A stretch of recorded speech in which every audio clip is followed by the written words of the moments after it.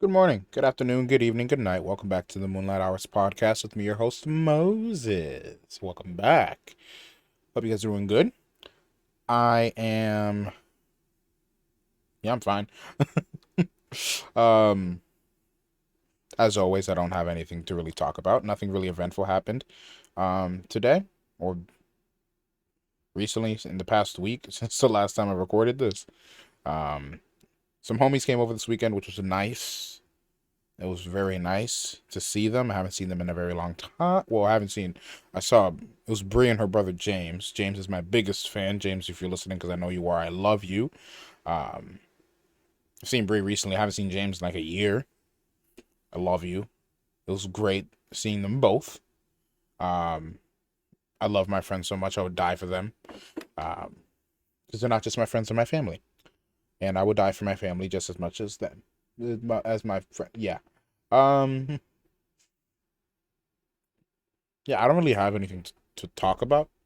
Um, well, yeah, life's been good.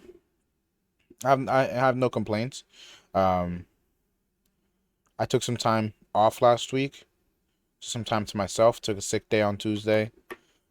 Literally just because I just wanted some time off from work.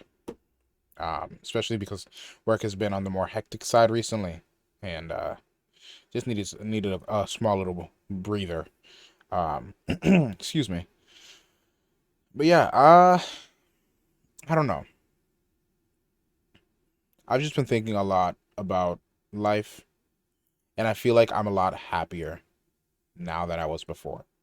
Um, so if I'm being honest, I am recording this the like a few hours after I should have been posting it Tuesday, um, because I'm re-recording because I recorded it yesterday, last night, um, but I guess something happened to the file. I like had everything set scheduled for like upload and everything, but something happened that it just kind of died.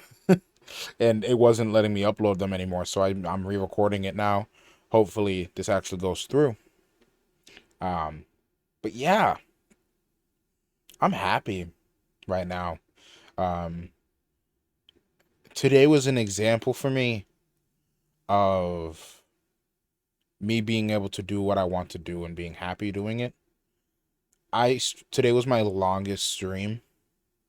It was 6.5 hours, and we just chilled the entire time, watched some stuff, played some GTA RP, relaxed, and it was nice. And I wanted to go for longer, but I just didn't want to at the same time because I have work in the morning, and I had to do this, I had to re-record this, um, so like, yeah, I'm happy. It showed me that the fact that I could have kept going and I wanted to keep going, um, showed me that like this is something that I can actually do because time really flew while I was streaming, and it makes me happy doing it.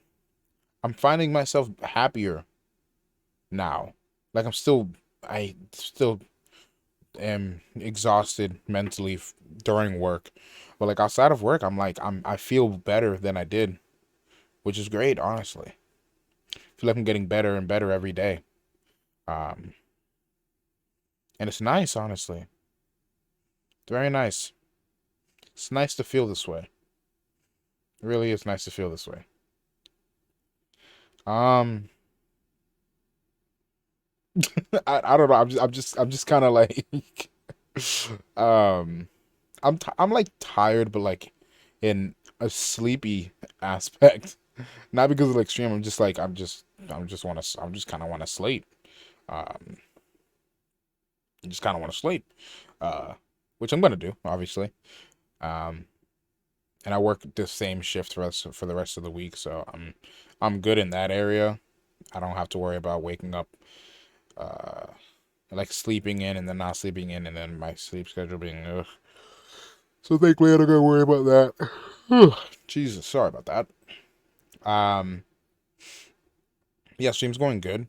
Um, my view count is going up, but my follower count is not. My view count was at the same spot for a really long time, and it is finally going up, which makes me very, very happy.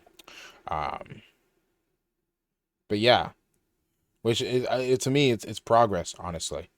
Uh, the moment that I can make money off of streaming, and or the podcast is the moment I'll quit my job.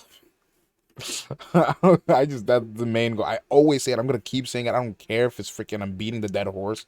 Like I'm doing this so I can quit my job.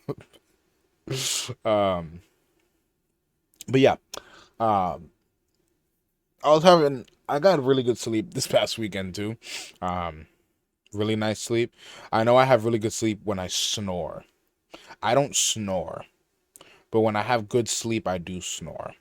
When I'm like tired and I'm like in deep deep sleep, I snore. But it's not for long. It's not like the entire time of snoring. It's literally just like a part of my sleep is snoring.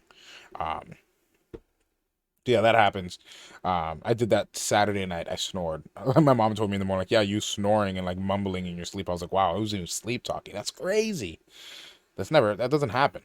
Um, but yeah, I'm happy.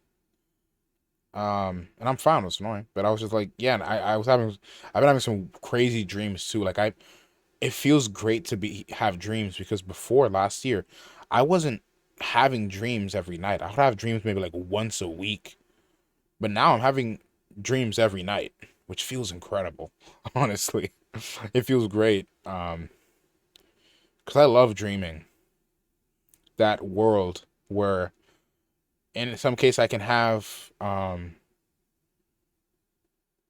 like I can quote unquote lucid dream, have control over the dream, but in other cases, I'm just like sitting back and watching a story unfold in my own mind. And I love it. I love dreaming and like the sleeping aspect, and also in the physical aspect of like dreaming to be something and do something, having dreams. But like in the sleeping aspect, dreaming is such a beautiful thing. Um, Having that world is pretty much having a movie on while you're asleep. It's a form of entertainment, and it's nice. It's really nice. That that that it feels nice to to dream again. It really does. But yeah, there's also other things like I've been thinking a lot about music. 'Cause I've been listening to music, um, and I just find music to be so beautiful. And if I'm being honest, I feel like music to me, and I know a lot of people agree, is the most beautiful and most sincere form of art there is. Um, it's beautiful how something like that can affect your emotions, your feelings. It can help with like deepen any emotions or feelings that you're having. It can influence your day. It can influence how you're feeling. It can influence so much in your life.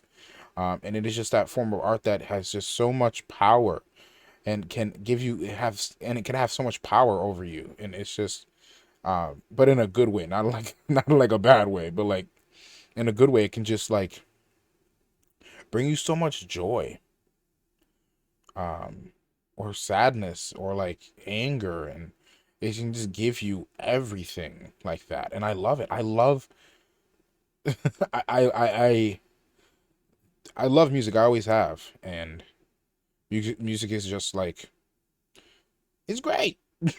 Music's great, and I feel like there have been people that I've met who don't like music or don't listen to music. Like for example, I had a gym teacher my senior year of high school, and she said like yeah, she doesn't, her and her family don't listen to music. They just don't feel the need to, and like they'll listen to it when it's there, but they don't really like enjoy listening to music. And like I loved her so much, but it genuinely made me look at her differently. Like it was just something there, like wow, she can't. It's weird to me how people can like not enjoy listening to music, like as just like that sort of that moment kind of type beat. Just having that feeling. I don't know. I don't know. I don't know. I don't know. I don't know. It just feels great. Music is great. Um But yeah, that's it. This is gonna be a shorter one anyway. We're just gonna hop right into Am I the A-hole? Um, because I feel like I've been just crapping out like 40-minute podcasts each time with me ranting and stuff. Um, so yeah, let me just pull these up here.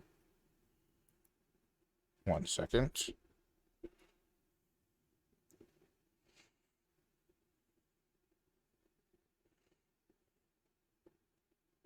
Um,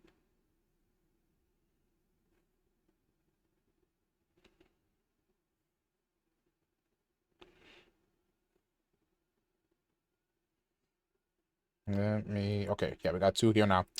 Um, First one. Am I the stupid idiot poopy butthole for refusing to give my daughter back to her biological mother? Whoa. My wife, 34 female, and I, 35 female, have adopted our first child, Susan, over 7 years ago. 2 years later, her little sister, let's call her Lynn. 2 years later, her little sister, let's call her Lynn. Yeah, adopted her. We haven't had any contact with the biological moms, but about a year ago, Susan got curious. She asked more and more questions about her biological mother, and as she was about to hit school, my wife and I decided that she deserved to meet this woman. So after 6 years of having completely no contact, I searched everywhere until I found her and informed her about the situation. She agreed to meeting Susan. Before the meeting, I was beyond nervous. I have always been afraid of having to introduce the children to their bio mom one day. The first meeting went great. Susan and the bio mom got along well. As time went by, Susan spent much more frequent time with her, and soon enough, Lynn began going with her. Even though spelling is atrocious here, even though she isn't her biological child, both loved her. She became somewhat like a fun aunt to them. This was definitely something my wife and I had to get used to, but as long as the children were happy, we were okay with it. But one night after the bio mom has brought the children home and they went to bed, she asked me if she could speak to me in the living room. Then she said that nothing brings her more joy than taking care of the children and asked if she could have Susan back, now that she finds herself in a better position than when she gave her away.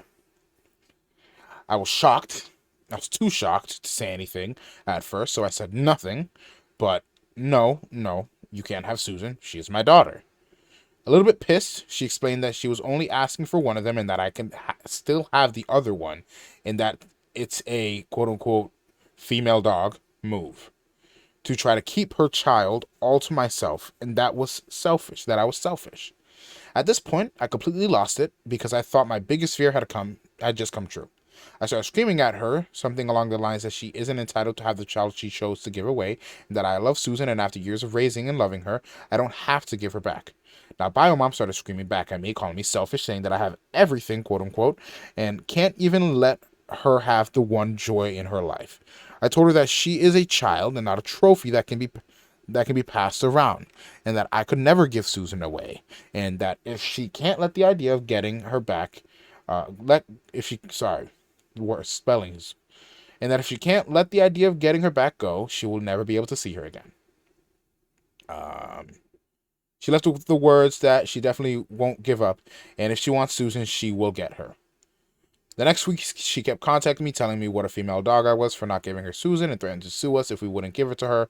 The children began asking more and more often what happened to the bio mom, and I don't know what I'm supposed to tell them. I'm extremely scared, but I want to keep the children out of any legal fights at all costs. What do you think? Am I the stupid idiot poopy butthole for not giving the bio mom the child back and then cutting her out of their lives? No, no. Are you dumb? You're an idiot for thinking that you are. That you need to freaking get the courts involved, get a lawyer, send your kids to figure out how to tell your kids what's the situation, because Jesus Christ, that is no good. That is no good. No, absolutely not. Wow, kick her in the cooch, bro. Jesus Christ. Moving on. Am I the stupid idiot poopy butthole for quietly leaving my boyfriend's family Christmas when his mom was trying to set him up with the next door neighbor in front of me? I visited my boyfriend's family for the first time, and it was so awkward. I was literally just sitting there at dinner, and his mom started talking about how the neighbor girl is single and pretty and a good Christian. That was an ick for her, because she put ick in parentheses, I guess. And she was going to invite her to New Year's. I was sitting there like, WTF. It felt like she was trying to put me in my place or something. Despite my boyfriend declining, he was being very unassertive. about it when I would have been saying, "What the absolute F are you saying, Mom?" in his shoes. So I got up, got my casserole, cake, pie, and wine from the kitchen and headed out. Drove home to my place and texted my boyfriend, not here for this reality dating show drama, lol, is your mom always like this? He asked me where I was and I said I'd headed out.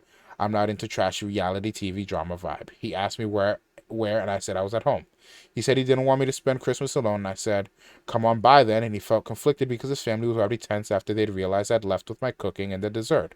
I said, come by or don't, just tell me when you figure it out. But then I ate a bunch of casserole and cake, drank a lot of wine, and fell asleep.